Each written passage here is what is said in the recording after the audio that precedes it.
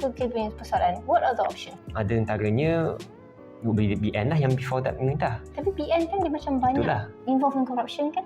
But that's the thing at the moment. Kalau kita tengok BN corruption, yang lain pun banyak corruption juga. If we were to look at PH for example, DAP punya ketua ada corruption, Muda punya ketua ada corruption, even PN pun PAS pun terjebak dengan corruption. It seems like corruption is everywhere, and which brings the point that the thing that we should macam defining factor. Not just defining factor, tapi maksudnya kalau if that's the defining factor, then we vote for no parties. Which means that we will allow one of them to naik, which means maknanya if we want to stand on that, itu saja. Memang tak boleh kita nak pilih anyone yang free. And then another point kan, kalau kita tengok BN promise yang dia orang akan bawa 60 to 70% kalau tak silap, new faces, fresh faces. So macam maybe that would bring about a new lineup yang perhaps might be clean, maybe promising something new. Maksudnya it's not the same faces yang kita selalu tengok naik. Perhaps free from corruption, kita tak tahu, insyaAllah. Kalau kita tengok daripada a different aspect pula, apa track record BN?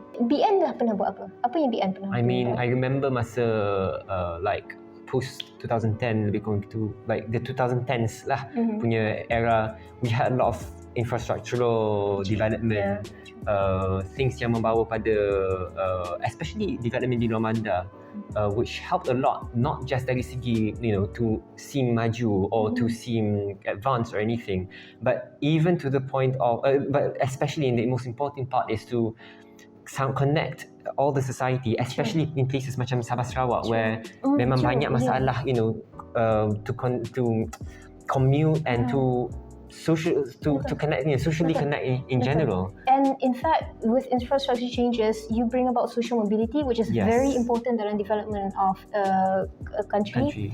Because without mobility, memang kita tak boleh nak access a lot of kemudahan, a lot of things yang memang boleh bring about kita punya a better life for everyone, a better life for so many people.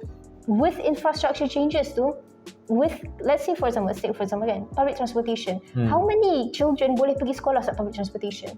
Kalau tengok biasa, if you naik LRT, there are a lot of students yang naik because memang dia orang tak tersampai kalau nak naik.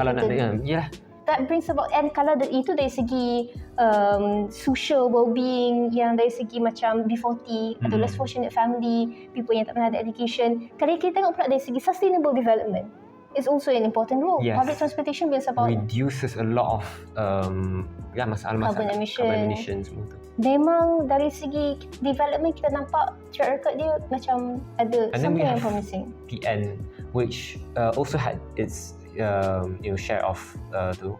But then I have to say, in a way, PN pun nak kata pun susah juga because they live throughout the time of a crisis.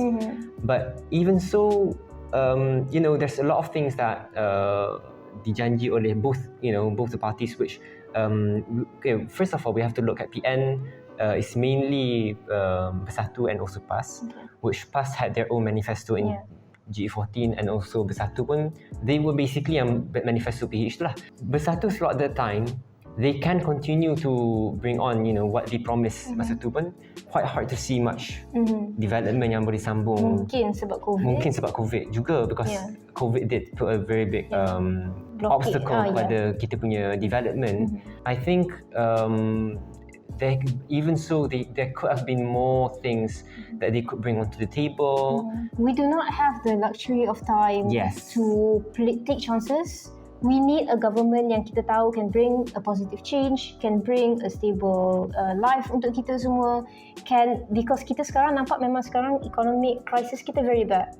So if kita main-main nak play time, nak macam give this person a chance, give that person a chance, do you want to risk that?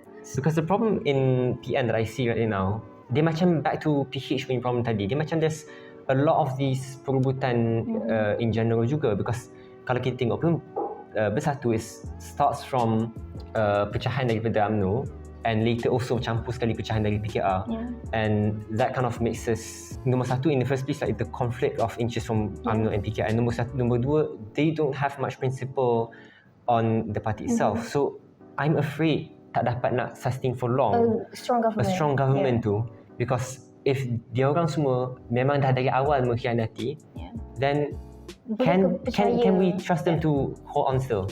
Because Cuma kalau kita tengok pun macam least like if we look at least kalau kita tengok PH, dia dah kena, orang dah keluar.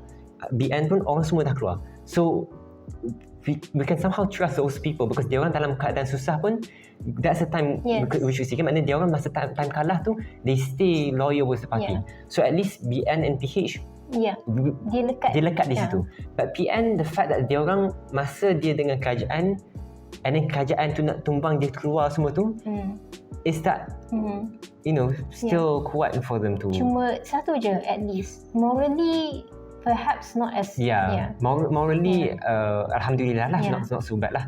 And we see maknanya they took the mufti sebagai menteri agama, so that's a good progression juga dari segi tu. And stricter enforcement, and kalau kita tengok macam racial chaos pun macam not as much as dulu. So tetapi itulah, kita macam we have reservations. I mean, for everyone we have reservations. Yeah, true. But we need to choose the lesser evil from which I guess we should read up on it, look up. We need to make that decision because again, back to the point, kalau kita choose to not vote, we are choosing to allow a certain government yang come up, and kalau kita tak make the right decision, that person, other people may not make the right decision. So do you want to allow that to happen, atau do you want to be a part of a change? And in the end, if we allow it, dan kira kita bersubahat lah kan. So it's not setakat kita macam membiar kan, but we are doing that, macam kita sendiri yang inaction is also an action, and inaction is also an action. So that's why kita kena tu lah. Is there anything else that any other parties? GTA macam mana? Susah sikit nak kata tu.